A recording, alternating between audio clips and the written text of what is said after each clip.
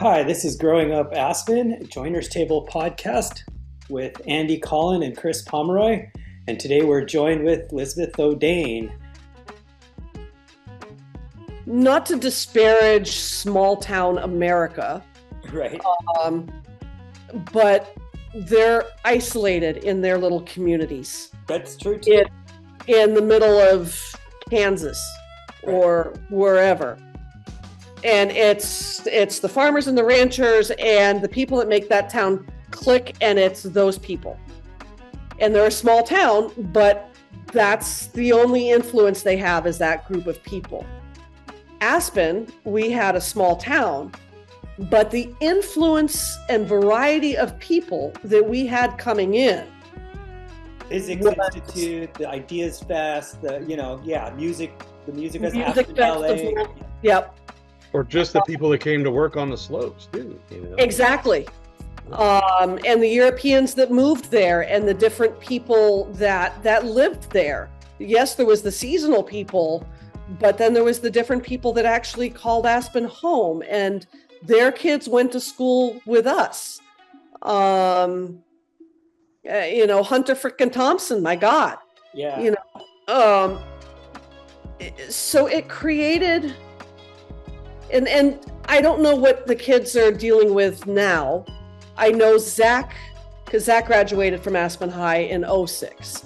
He had a lot of that as well. And he and I have talked about that. Right. The variety of culture and people that made that town tick is extraordinarily unique. Well, it's come up in our interviews that we've talked about, and it really feels to me like I remember when we were kids going to school, I would say probably 80% of our friends lived in homes. The DeWolfs, Yes. Hollahans, they all had a home that they were in. And now I would say 80% live in employee housing of some sort. Yeah. That's a totally different flop. That's like going, it's nice projects, but in a way, when you're talking about a town, everybody's living in the projects. Yeah. That's a totally different culture, It is. People, the biggest thing I saw when I went to Aspen that hit me in the face real hard was everything up from Clark's Market, add 3 zeros to it. Everything down by Clark's Market, which is a little fast. There's some good choice of food, but it's just a couple little places.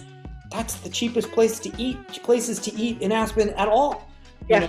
Whereas there, even before we ended up moving from the valley, well, my sister and brother still live there, but moved down Carbondale. That was down valley. That was Aspen Village. That was Airport Business Center, down to Basalt, and then anywhere else. It's just. Yeah, and if you lived in Aspen Village, in our day, if you lived in Aspen Village, that was kind of the Hicks. Yeah. It was sort of like, ooh, you live there? Yeah. Ew. Now, I will say we moved there temporarily when we sold the house in Aspen. My mom, I don't know why she did it, but she didn't know where she wanted to go or what to do. So she bought that temporarily and put everything in storage until we bought a house down in Carbondale. But yeah, you're right. It was like, but even there, the trailer park itself, it was like, at the time they were $50,000 to $75,000 trailers. Yeah. It was like when back in the days when a trailer cost $12,000. Right. Yeah, well, now they're $1 million. Now they're like $1 million. Yeah, it's insane. It's insane. But it was a special time, and that's one of the things I've loved about your book and all the different things that in the Facebook page, Friends of Aspen from the 70s or whatever. Yeah. And you see just dogs cruising around town all over the place, and the cat that lived at Tom's Market. Yes, exactly. Yes. Everybody knew that black cat, Yeah, exactly. And there were just so many cool things that harkened from the Old West, because so many of those buildings were from the Old West. Yeah, it had that flavor. That's why we actually moved there, was because it felt like a real town. It had these old buildings. It felt like it was a real place, not just built up like Vail, where it's just popped Right. up, you know? Exactly. Or Whistler or whatever. Yeah. You just reminded me of back in the 80s when the Old West, and I think a lot of it's changed, but the signs were all wood, and the trash cans were these barrels that looked like whiskey barrels. Yes. And I can remember so many times walking down the sidewalk having to stop because the whole group of people stopped while one group of tourists stopped to take pictures of the trash can. Because it was Old West trash cans, you know. Are these authentic? Yeah, they're Yeah. authentic. Yeah, sure, whatever. But I think that's what made Aspen unique, was the melting pot of so many different kinds of people from all over the world. Well, all over the world. Europe didn't have a lot of south of the border folks. No, they came in towards like late 80s is when it felt like mid it to late started. 80s. We didn't have any Hispanics in our class, did we? We did have a couple. There was Did we? Pedro Sanchez, and there was Oh God, I do remember Pedro. another guy from We had Pedro El Mendez. Salvador. Yeah, Pedro Mendez was from El Salvador. Pedro Mendez, yeah. But if you ever want to know more about that, read Ted Conover's book called Coyotes, where he talks a lot about what did that was the Marriott in Vail started hiring illegals to do like laundry and cleanup and you know, the maid services and stuff for the hotel.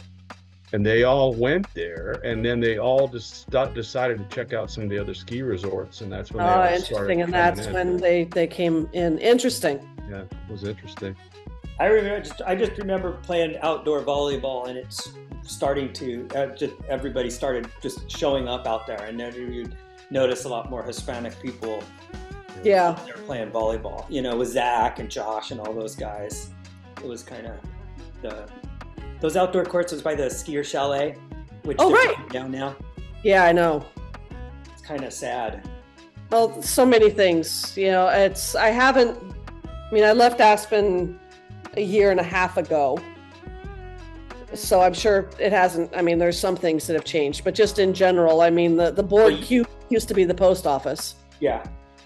Well, you've been through it all, basically. I mean, you've lived in there through the change. Yeah, I mean, I was in Glenwood or Newcastle for a lot of it for the last 10 years, 15 years, but you know, I would still go up on a regular basis. I would say if you're going to say one sentence about Aspen, it started as inclusive and now it's exclusive. Absolutely. You know, and that's sort of the difference between then and now. It was inclusive to a remarkable degree. No, it was inclusive to everybody. I mean, they even had a place where you could go sit at the music tent and just pull up a blanket and just sit there and listen outside. And that was free. And now they're talking about paying for it. You know what I mean? It's like even the name of this podcast is based on that, on the joiners table at the Wiener Stew. You know, talk about inclusive. Anybody could walk up, sit down, smoke a cigar, and have scrambled eggs together. Exactly. Exactly. And I think Arthur's had a table like that too, didn't it? Yeah, probably. Yeah. I mean, it was such a remarkable melting pot that all of us as kids just vicariously absorbed all of this. That made the kids, like even from my sister's age, my sister graduated in 77. 72. My brother graduated in 77. So 72, so she might have been with Carolyn Heldman then. Could be. Okay. Yeah, my sister's just turned 70. Wow. You know, and even when I talk to them about growing up and When there was something they wanted to do where they were going to be tearing down a bunch of trees, and my sister skipped school and sat in a tree for the day to try to protect the tree. Wow. And I miss that. Yeah. I miss that simplicity of life. But there is a lot of that here on the island. That's what I was about to say. When I go to, I've been to Orcas, I've been to Friday, and there's the island life. It captures a little bit of, it has a little bit. It does. There.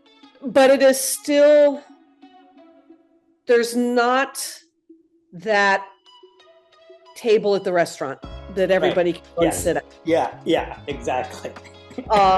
There's no stew. Yeah. No, there's nothing like that. It's very quiet. It's very laid back. There's a tremendous broad spectrum of people here. Yeah. But there's not that cohesiveness of town. Right. That we had. Right. In other words, we had several elements that pulled people together. Exactly. Around. Yeah.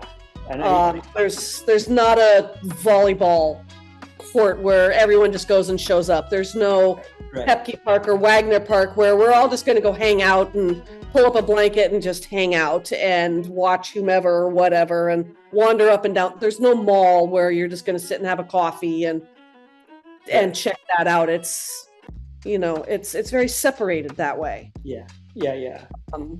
Pace of life and the structure of life here reminds me of old Aspen or old Basalt. Yeah.